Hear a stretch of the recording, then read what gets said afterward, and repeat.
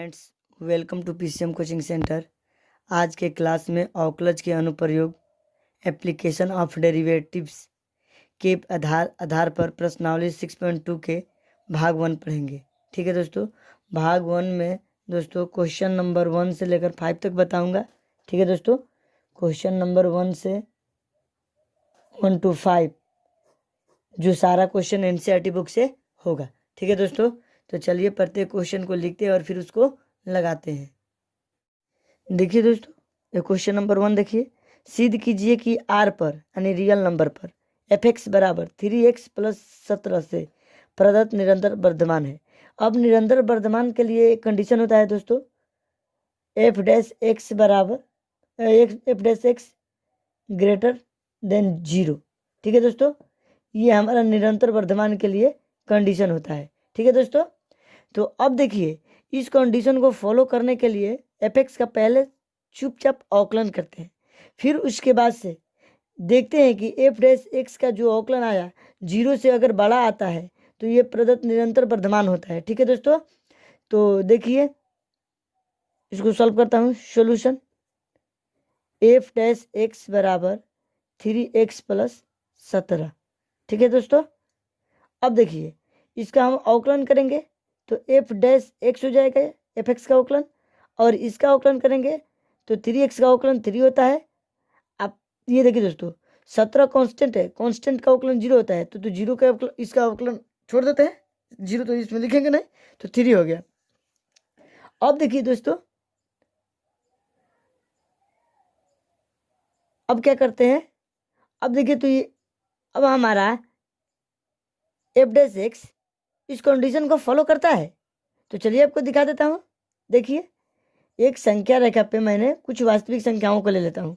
वास्तविक संख्या कैसी होती है, देखिए 0, ये 1, ये 2, डॉट डॉट इन्फिनिटी तक प्लस। ठीक है दोस्तों, इधर -1, -2, डॉट डॉट माइनस इन्फिनिटी से प्लस इन्फिनिटी के बीच में क्या होती है, सब वास्तविक संख्याएं होती है। तो देखिए दोस्तों, एफ डैश एक्स ये तो धनात्मक हुई। देखिए दोस्तों, ये पहला क्वेश्चन, सिद्ध कीजिए आर पर यानी रियल नंबर पर एफ एक्स बराबर 3x + 17 से प्रदत्त निरंतर वर्धमान है। वर्धमान या वृद्धिमान एक ही चीज होता है दोस्तों। तो निरंतर वर्धमान के लिए एक कंडीशन होता है, क्या होता है दोस्तों, एफ डैश एक्स बराबर ग्रेटर देन 0, ये हमारा कंडीशन होता है। ठीक है दोस्तों, F dash x greater than 0 ये हमारा निरंतर वर्धमान के लिए कंडीशन होता है। तो चलिए दोस्तों इस प्रश्न को सॉल्व करता हूँ। देखिए सॉल्यूशन, पहले तो जो एफ डैश एक्स दिया है फलन, उसका चुपचाप अवकलन करते हैं। ठीक है दोस्तों, अवकलन करने के बाद से चेक करते हैं कि क्या ये कंडीशन फॉलो करता है। अगर फॉलो करता है तो ये फलन निरंतर वर्धमान है। ठीक है दोस्तों, तो चलिए देखिए एफ एक्स बराबर 3x + 17। अब देखिए दोस्तों, इसको x के सापेक्ष अवकलन करने पर, x के सापेक्ष अवकलन करने पर, चलिए कर देता हूं, एफ डैश एक्स बराबर, अब देखिए 3x का अवकलन क्या होगा, 3 होगा। ये तो कांस्टेंट है, इसका अवकलन 0, तो इसका पूरा अवकलन क्या हो जाएगा, एफ डैश एक्स बराबर 3। ठीक है दोस्तों, अब देखिए ये एफ डैश एक्स है जो इस कंडीशन को फॉलो कर रहा है दोस्तों। तो हमारा देखिए 0 के मान से एफ डैश एक्स का मान बड़ा होना चाहिए। अब वो क्या होना चाहिए दोस्तों, एक रियल नंबर होना चाहिए, वास्तविक संख्या होना चाहिए। तो ये देखिए दोस्तों, 0 से बड़ा है 3, आइए क्या है 3, एक वास्तविक संख्या है। अब वास्तविक संख्या आपको जानना पड़ेगा दोस्तों को वास्तविक संख्या क्या होती है। देखिए मैं आपको दिखा देता हूँ, ये संख्या रेखा है, यहाँ 0 रहती है, यहाँ 1, इस तरह 2, डॉट डॉट प्लस इन्फिनिटी तक जाता है। ठीक है दोस्तों, ये वास्तविक संख्या, इधर -1, -2, डॉट डॉट माइनस इन्फिनिटी तक जाता है, यानी कि माइनस इन्फिनिटी से, ठीक है दोस्तों, माइनस इन्फिनिटी से प्लस इन्फिनिटी तक वास्तविक संख्या का मान होता है। इसमें धनात्मक संख्या आती है, ऋणात्मक भी आती है और शून्य भी आती है। तो यही हमको पूछ रहा था कि आर यानी कि वास्तविक संख्या जो है रियल नंबर इतना से निरंतर प्रदत्त वर्धमान है, तो वर्धमान के लिए एक कंडीशन एफ डैश एक्स बराबर ग्रेटर देन जीरो था। तो इसका मतलब कि 0 से 12, तो देखिए यहाँ 0 से 12 मैंने इसका अवकलन किया तो आ गया। तो इसका मतलब ये कंडीशन फॉलो कर रहा है दोस्तों। क्या कर रहा है? ये कंडीशन फॉलो कर रहा है। तो फॉलो कर रहा है तो हम क्या लिखेंगे दोस्तों? अर्थात एफ आर पर निरंतर क्या है दोस्तों? निरंतर वृद्धिमान है या वर्धमान, एक ही चीज कहलाता है, वृद्धिमान है। तो मैंने पहला क्वेश्चन को लगा दिया। हमें उम्मीद है कि आपको पसंद आया होगा। चलिए अब क्वेश्चन नंबर 2 को लिखते हैं और फिर उसको लगाते हैं दोस्तों। देखिए दोस्तों, सिद्ध कीजिए आर पर यानी रियल नंबर पर एफ एक्स बराबर ई के पावर 2x से प्रदत्त फलन निरंतर वर्धमान है। ठीक है दोस्तों, तो वो निरंतर वर्धमान के लिए हमारा कंडीशन होता है, क्या होता है दोस्तों? F dash x greater than 0। ठीक है दोस्तों, मतलब कि एफ एक्स का मान 0 से बड़ा होना चाहिए, एफ डैश एक्स का मान। ठीक है दोस्तों, तो ये आर क्या है दोस्तों? आर क्या होता है? देखिए, आर बराबर वास्तविक संख्या है, वास्तविक संख्या। अब देखिए वास्तविक संख्या कैसे होती है दोस्तों? माइनस इन्फिनेटिव से प्लस इन्फिनेटिव के बीच की होती है। ठीक है दोस्तों, ये हमारा वास्तविक संख्या होती है। ठीक है, तो अब देखिए, अब हम चुपचाप इसके क्या करते हैं? एफ एक्स का पहले अवकलन करते हैं। ठीक है दोस्तों, क्योंकि हमको अवकलन करना होता है ना। तो चलिए, एफ एक्स बराबर ई के पावर 2x। अब देखिए दोस्तों, एक्स के सापेक्ष अवकलन कर लेते हैं। एक्स के सापेक्ष अवकलन करने पर, चलिए एक्स के सापेक्ष इसका अवकलन करते हैं, तो ये तो एफ डैश एक्स हो जाएगा। ठीक है दोस्तों, अब देखिए अब देखिए ई के पावर 2x को क्या मानते हैं? टी। तो ई के पावर टी का क्या होता है अवकलन दोस्तों? ई के पावर टी, तो ई के पावर 2x हो गया। अब फिर 2x को क्या माने हैं? टी ना, 2x को, तो इसका अवकलन करेंगे तो क्या आ जाएगा? 2। तो हमारा पूरा अवकलन क्या हो जाएगा दोस्तों? 2 ई के पावर 2x, ये हो गया। ठीक है दोस्तों, अब देखिए इतना, क्या ये धनात्मक मान दे रहा है दोस्तों? मतलब एफ डैश एक्स 0 से बड़ा है मान दे रहा है, तो एकदम बिल्कुल देगा दोस्तों। क्यों देगा? मैं आपको पहले बना देता हूँ, उसके नीचे समझा दूंगा। ठीक है दोस्तों, तो देखिए, धनात्मक संख्या होगी, मैंने लिख देता हूँ, हमको पता है होगी दोस्तों, आपको उदाहरण द्वारा दिखा देंगे। अर्थात हम इसको लिख सकते हैं, अर्थात एफ आर पर निरंतर वर्धमान या वृद्धिमान है।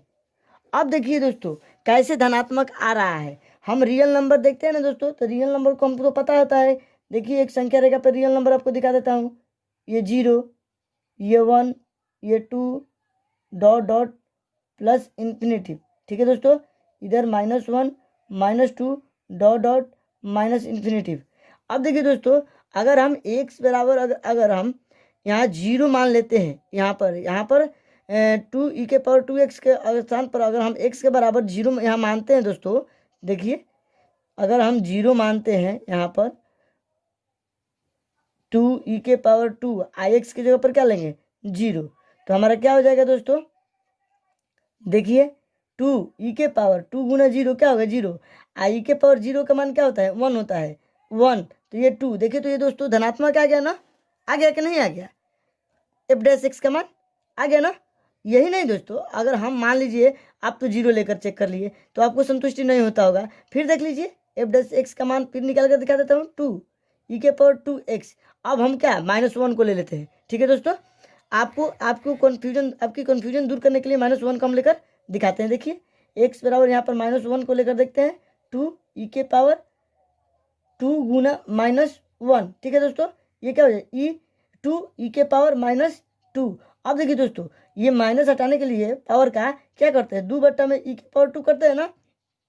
आप देखिए, 2 में ई के पावर 2, आई का मान जानते हैं दोस्तों क्या होता है? 1 पॉइंट समथिंग कुछ होता है जो धनात्मक मान होता है। तो 2 में 1 पॉइंट कुछ समथिंग से मान से अगर हम भागा देते हैं दोस्तों, तो ये तो धनात्मक मान आएगा ना यहाँ पर धनात्मक मान। तो इस तरह हमारा क्या होगा?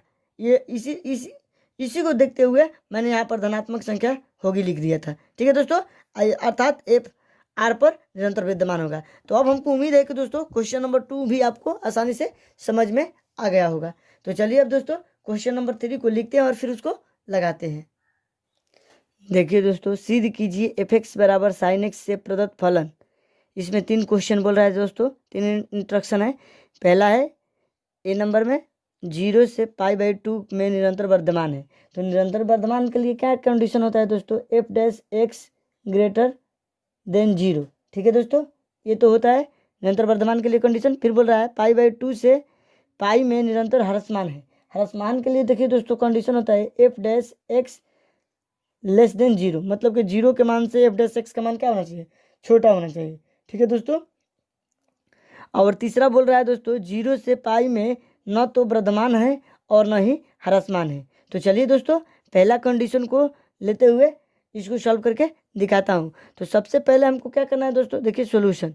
सबसे पहले हमको क्या करना है, एफ एक्स बराबर साइन एक्स क्या करना है, इसका अवकलन चुपचाप पहले निकालते हैं ना दोस्तों। तो लिखेंगे एफ एक्स बराबर साइन एक्स।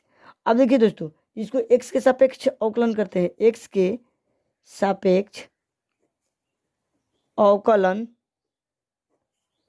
करने पर, चलिए एक्स के सापेक्ष अवकलन करते हैं। तो ये तो एफ डैश एक्स हो जाएगा। अब देखिए दोस्तों साइन एक्स का अवकलन क्या होता है, कॉस एक्स होता है। तो ये हमारा कॉस एक्स हो गया। ठीक है दोस्तों, अब कॉस एक्स हो गया ना दोस्तों, तो अब ये पहला कंडीशन को लेकर फॉलो करते हैं। देखिए कंडीशन है, अब क्या है दोस्तों 0 से π/2 में, यही है ना दोस्तों। अब देखिए दोस्तों ये हमारा खुला अंतराल है। अब खुला अंतराल में एक शर्त होता है दोस्तों, 0 और π/2 का मान हम नहीं लेते, इसके बीच वाले मान को लेते हैं। तो ठीक है दोस्तों, तो चलिए इसको ग्राफ द्वारा हम आप इसको समझा देता हूँ आपको कि ये क्वेश्चन कैसे लगेगा। देखिए मान लीजिए मैंने एक ग्राफ इस तरफ संख्या रेखा खींच लिया। अब देखिए एक चतुर्थांश पहले खींच लेता हूँ, संख्या रेखा मतलब चतुर्थांश। देखिए संख्या रेखा पर एक चतुर्थांश बना लिया। अब देखिए दोस्तों अब यहाँ से हम स्टार्ट करते हैं। देखिए इस तरह,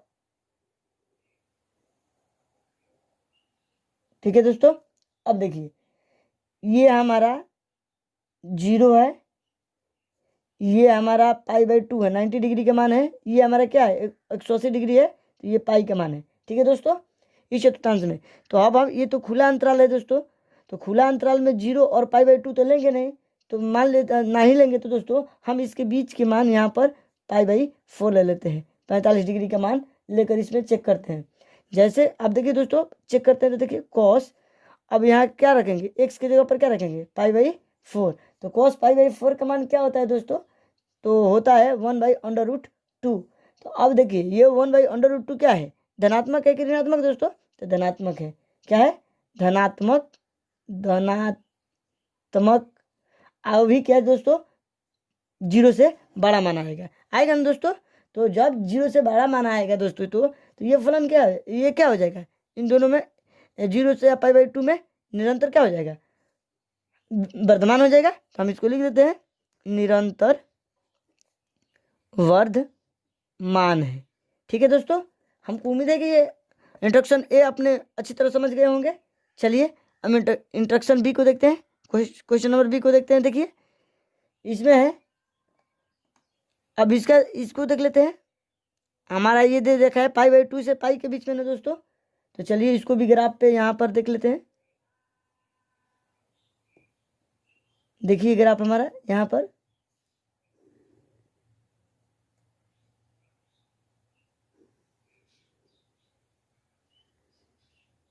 ठीक है दोस्तों। देखिए ये 0 है, ये π/2 है, आई उसके बाद से देखिए ये पाई है। ठीक है दोस्तों, तो अब देखिए हमको कहाँ से कहाँ तक लेना है, π/2 से पाई के बीच में लेना है, यही ना दोस्तों, इसी के बीच में लेना है। तो इसके बीच में हमारा क्या हो जाता है दोस्तों, इसके बीच में 2π/3 हो जाएगा, 120 डिग्री। ये 90 डिग्री है, ये 180 डिग्री है। तो 90 डिग्री और 180 डिग्री के बीच में 120 डिग्री होता है ना दोस्तों, 120 डिग्री को 2π/3 लिखते हैं। तो देखिए इसको सॉल्व करके दिखाता हूँ। एफ डैश एक्स बराबर हमारा क्या आया है cos x आया ना दोस्तों यहाँ पर। अब इसमें क्या रखते हैं, cos 120 डिग्री, है ना दोस्तों। तो cos 90 प्लस थीटा यानी कितना जोड़ेंगे तो 30 डिग्री। अब देखिए दोस्तों ये क्या होता है दोस्तों, cos 90 plus theta minus sine theta होता है, साइन 30 डिग्री। अब देखिए दोस्तों साइन 30 डिग्री का मान क्या होता है, -1/2 होता है, ये माइनस है तो ये माइनस हो गया, तो -1/2। अब देखिए दोस्तों -1/2 क्या होता है, 1 माइनस 0.5।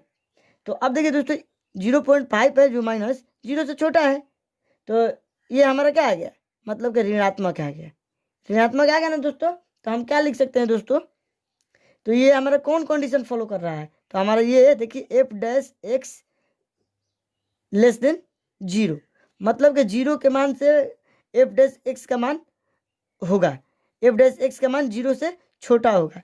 तो इसका मतलब कि ये कंडीशन फॉलो कर रहा है दोस्तों। तो ये कंडीशन फॉलो कर रहा है, देखिए यहाँ पर ये कंडीशन फॉलो कर रहा है ना। तो ये कंडीशन फॉलो किसके लिए करता है, निरंतर ह्रासमान के लिए। तो हम इसको लिख सकते हैं अर्थात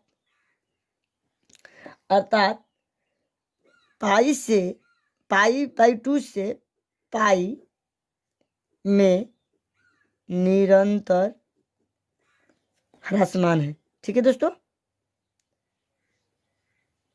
ह्रासमान है। चलिए, हमें उम्मीद है कि क्वेश्चन नंबर 3 के बी इंस्ट्रक्शन भी आपको आसानी से समझ में आया होगा। चलिए अब इसमें है एक लास्ट है दोस्तों, 0 से पाई में न तो वर्धमान है और न ही ह्रासमान है। तो चलिए इसको भी आपको लगा कर दिखा देता हूँ। देखिए दोस्तों 0 से पाई में न तो वर्धमान और न ही ह्रासमान है। तो इसको क्या करते हैं दोस्तों, एक ग्राफ द्वारा देखिए, इसमें तो दोनों बात आ रहा है।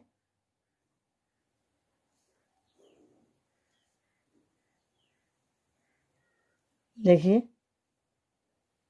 तो हम क्या करते हैं दोस्तों, ये 0 है, ये पाई/2 है और ये पाई है। ठीक है दोस्तों, तो अब हम देखिए क्या करते हैं, सॉल्यूशन 0 और पाई/2 के बीच ये खुला अंतराल है, तो इसके बीच के मान लेंगे। तो ले लेते हैं पहले 0 से पाई/2, इसके बीच के मान है। ठीक है दोस्तों, देखिए एफ डैश एक्स बराबर, ये धनात्मक मान दे रहा था दोस्तों, पहला इंस्ट्रक्शन में धनात्मक दे रहा था। तो धनात्मक जब होगा तो ये क्या होगा दोस्तों, वर्धमान होगा ना। उसके बाद से देखिए पाई/2 से पाई में एफ डैश एक्स बराबर, ये ऋणात्मक मान दे रहा था। दूसरा इंस्ट्रक्शन नंबर बी में दे रहा था दोस्तों ऋणात्मक। तो ऋणात्मक देगा तो क्या होगा, ह्रासमान होगा। ठीक है दोस्तों, तो हम दोस्तों इसको लिख सकते हैं 0 से पाई में न तो वर्धमान है और न ही ह्रासमान है। जब ये दोनों कंडीशन फॉलो करता है एक ही अंतराल में, तो हमारा क्या होता है दोस्तों, न तो वर्धमान होता है और न ही ह्रासमान होता है। ठीक है दोस्तों, तो हमको उम्मीद है कि ये भी आप क्वेश्चन समझ गए होंगे। तो चलिए अब क्वेश्चन नंबर 4 को लिखते हैं दोस्तों और फिर उसको लगाते हैं। देखिए दोस्तों, अंतराल ज्ञात कीजिए जिसमें एफ एक्स बराबर 2x² - 3x से प्रदत्त फलन एफ ए नंबर में निरंतर वर्धमान अनिरंतर ह्रासमान। पहले दोस्तों अंतराल दिया था, निरंतर वर्धमान और ह्रासमान ज्ञात दिखाना था, ये है दोस्तों। अब देखिए अब इसमें अंतराल ज्ञात करना है। ठीक है दोस्तों, तो कोई दिक्कत नहीं है। देखिए आप देखिए निरंतर वर्धमान के लिए क्या फंक्शन होता है, देखिए एफ डैश एक्स फलन का F dash x greater than 0, और निरंतर ह्रासमान के लिए क्या होता है दोस्तों, एफ डैश एक्स का मान लेस देन 0, मतलब कि ये दोनों कंडीशन होता है इसके लिए। ठीक है दोस्तों, तो हमें अंतराल ज्ञात करना है। तो चलिए सबसे पहले क्या करते हैं दोस्तों, हम तो सबसे पहले एफ एक्स के मान का अवकलन करते हैं। तो चलिए सॉल्यूशन एफ डैश एक्स बराबर कितना दे रखा है 2x² माइनस 3x दे रखा है ना दोस्तों।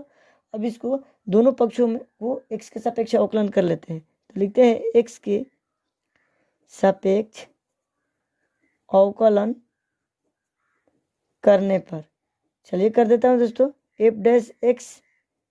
अब देखिए इसका अवकलन क्या होगा, 2 दूनी के 4 x हो जाएगा, अब -3 हो जाएगा। ठीक है दोस्तों, अब थोड़ा सा दोस्तों इसको और आगे बढ़ा देना है, क्योंकि हमें अंतराल ज्ञात करना है ना दोस्तों। तो अब इसके ये तो पहला स्टेप हो गया। अब दूसरा स्टेप में क्या करते हैं, एफ डैश एक्स बराबर 0 ले लेते हैं मान। ठीक है दोस्तों, यहाँ से x का मान निकालते हैं। ठीक है दोस्तों, तो ये क्या हो जाएगा एफ डैश एक्स का मान 4x - 3 बराबर 0। तो 4x बराबर क्या आ जाएगा दोस्तों, ये माइनस में तो इधर आकर प्लस में 3 हो जाएगा, x बराबर 3/4। ये हमारा x का मान दोस्तों निकल गया। अब इसको हम कहीं संख्या रेखा पर दिखा देते हैं। देखिए अंतराल के लिए, देखिए ये एक हमारा संख्या रेखा है। ठीक है दोस्तों, इधर यहाँ पर अब मान लीजिए ये संख्या रेखा है, तो यहाँ पर इधर कहीं भी तो 3/4 होगा ये संख्या रेखा पर। तो अब देखिए, तो इधर -∞ हो जाएगा, इधर +∞ होगा। ठीक है दोस्तों, तो हम संख्या रेखा -∞ से +∞ तक होता है ना दोस्तों, इसके बीच में 3/4 लिया हूँ। तो अब देखिए हमारा क्या दो अंतराल मिला, एक तो -∞ से 3/4 और फिर दूसरा 3/4 से +∞। तो हमारा दो अंतराल मिल रहा है दोस्तों, -∞ से 3/4 ये अंतराल मिल रहा है, अब 3/4 से +∞ ये दूसरा अंतराल मिल रहा है। ठीक है दोस्तों, ये हमारा दो अंतराल मिल गया है। तो अब देखिए दोस्तों, अब इसको हम चेक करते हैं। तो देखिए अंतराल -∞ से 3/4 में एफ डैश एक्स का मान क्या दिया है दोस्तों, 4x - 3 यही दे रखा है। अब देखिए ये तो एक खुला इंटरवल है, तो हम तो इसके ये दोनों -∞ से 3/4 तो ले नहीं सकते हैं, तो इसके बीच में का मान लेंगे। ठीक है दोस्तों, तो इसके बीच में तो ये 3/4 है ना दोस्तों, इसके कहीं इधर बीच में 0 भी होगा, -1 भी होगा, -2 भी होगा ना दोस्तों, डॉट -∞ तक। तो हम यहाँ पर दोस्तों x बराबर 0 लेकर इसमें चेक करते हैं। देखिए x बराबर 0 रखने पर, चलिए देखिए रखता हूँ दोस्तों, 4 गुना 0 - 3 ये क्या दे देगा -3। अब देखिए दोस्तों -3 0 से तो छोटा है ना दोस्तों, ये तो हमारा ऋणात्मक मान है, ऋणात्मक, ये तो ऋणात्मक हमारा मिल गया। तो ऋणात्मक जब मिलता है दोस्तों, तो मतलब कि 0 से छोटा मिलता है, तो कौन सा कंडीशन फॉलो करता है, एफ डैश एक्स < 0 यही कंडीशन फॉलो करेगा दोस्तों। और जब ये कंडीशन फॉलो करेगा तो ये कौन सा मान देता है, निरंतर ह्रासमान देता है। तो हम लिखेंगे अंतराल -∞ से 3/4 अंतराल निरंतर ह्रासमान होगा। ठीक है दोस्तों, तो ये तो हमारा बी नंबर निरंतर ह्रासमान के लिए हो गया। ठीक है दोस्तों, मैंने यहाँ पर अंतराल ज्ञात कर लिया। अब हमारा क्या बच रहा है, 3/4 से +∞ के बीच में बच रहा है ना दोस्तों। तो चलिए इसको भी सॉल्व करता हूँ। देखिए अंतराल लेता हूँ, देखिए अंतराल 3/4 से +∞ तक। ठीक है दोस्तों, तो एफ डैश एक्स का मान हमारा क्या दे रखा है इसमें, 4x - 3। अब देखिए दोस्तों, तो फिर बढ़ाते हैं, एफ डैश एक्स बराबर 0, नहीं दोस्तों 0 क्या है, 0 तो ये तो x का मान निकाल दिया था ना।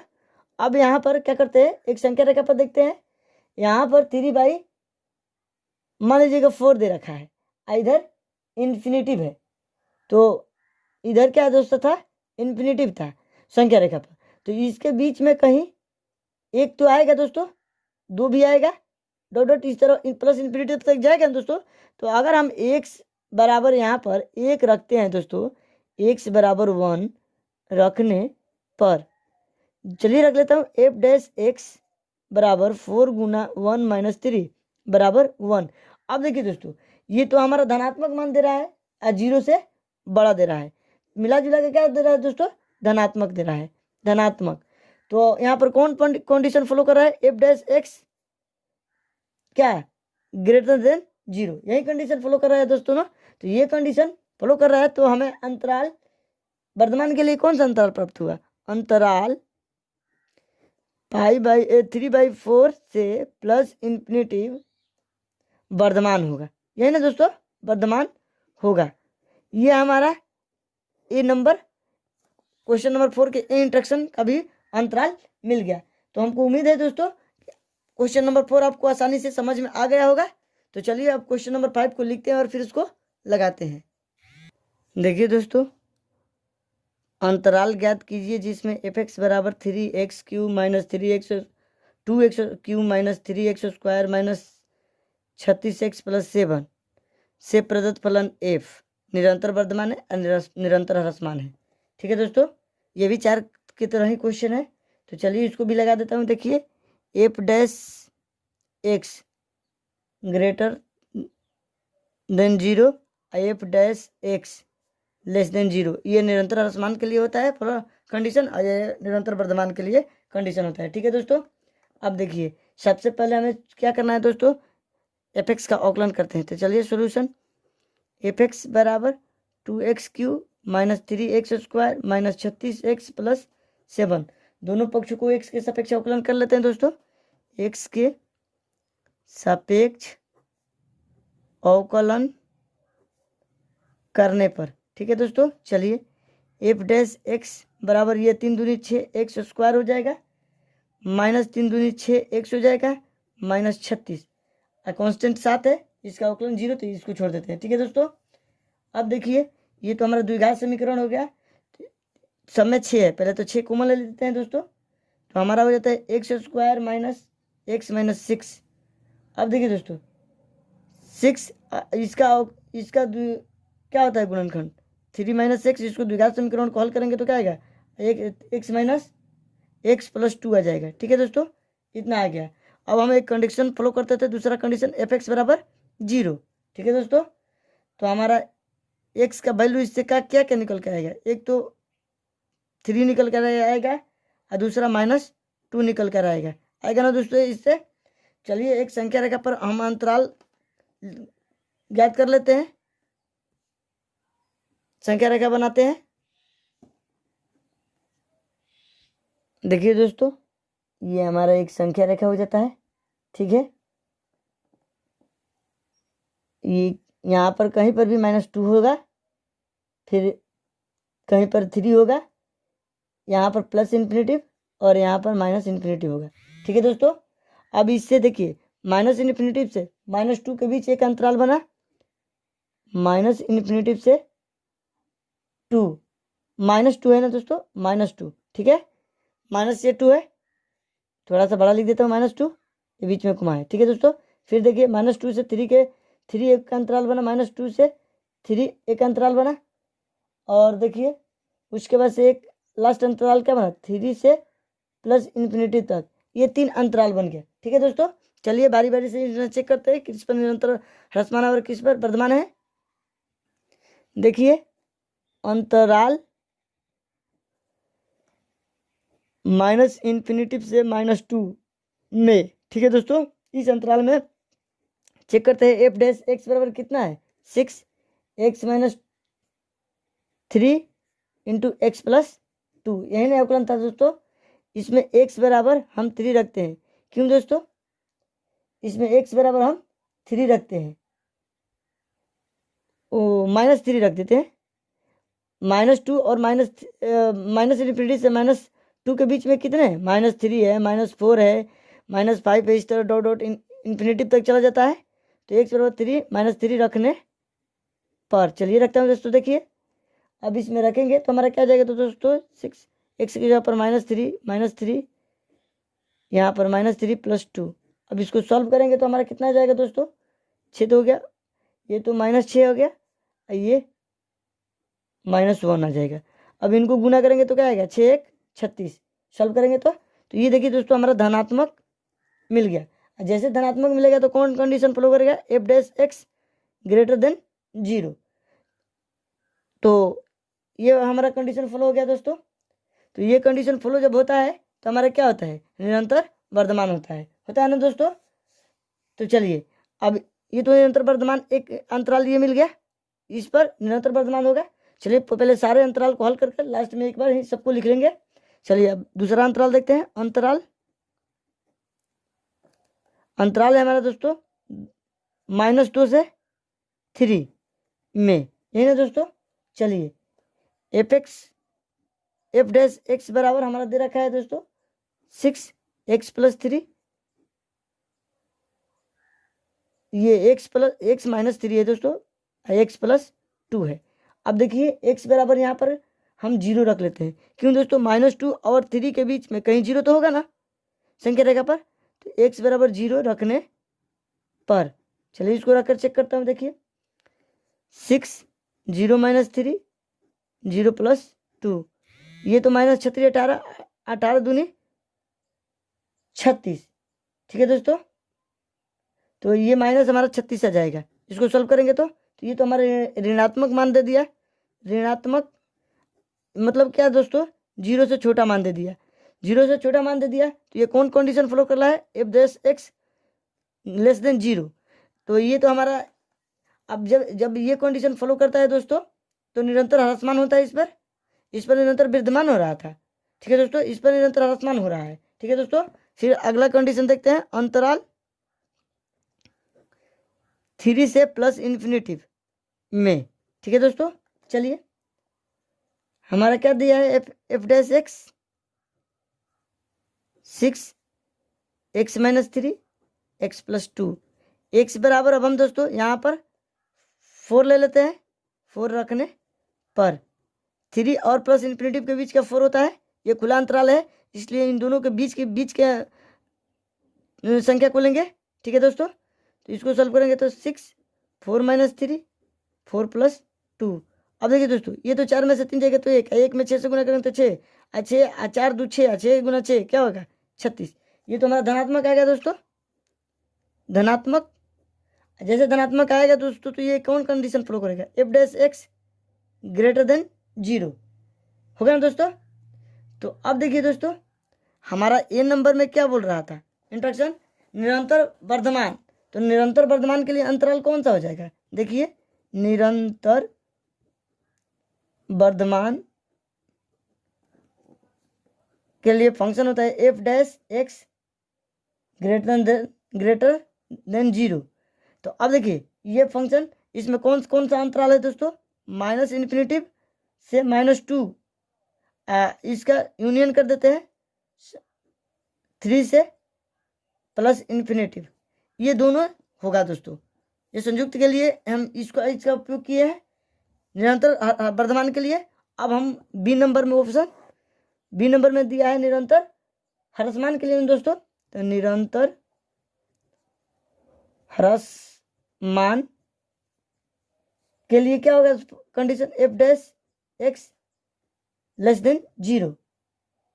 तो इसका अंतराल क्या हो जाएगा दोस्तों, इसका अंतराल हमारा हो जाएगा -2 से 3, इस पर निरंतर ह्रासमान मान होगा अंतराल पर। तो क्वेश्चन नंबर 5 में जो बोल रहा था अंतराल ज्ञात करने के लिए कि बताइए कि किस पर वर्धमान होगा और किस पर ह्रासमान होगा, तो मैंने ये अंतराल ज्ञात करके दे दिया हूँ दोस्तों। तो देखिए दोस्तों मैंने क्वेश्चन नंबर 1 से लेकर 5 तक आसानी से हल कर दिया। हमें उम्मीद है कि आपको समझ में आया होगा। तो चलिए आप लोग इसको कॉपी पे नोट कर ले या स्क्रीनशॉट ले ले। नहीं समझ में आ रहा है तो कमेंट करें। अगर मेरी वीडियो आपको पसंद आ रहा है दोस्तों तो लाइक शेयर सब्सक्राइब करें और अंत में बेल आइकन को प्रेस कर दें ताकि जब भी मैं लेटेस्ट वीडियो बनाऊं तो सबसे पहले आपको मिले। तो आज क्लास में इतना ही फ्रेंड्स, जय हिंद।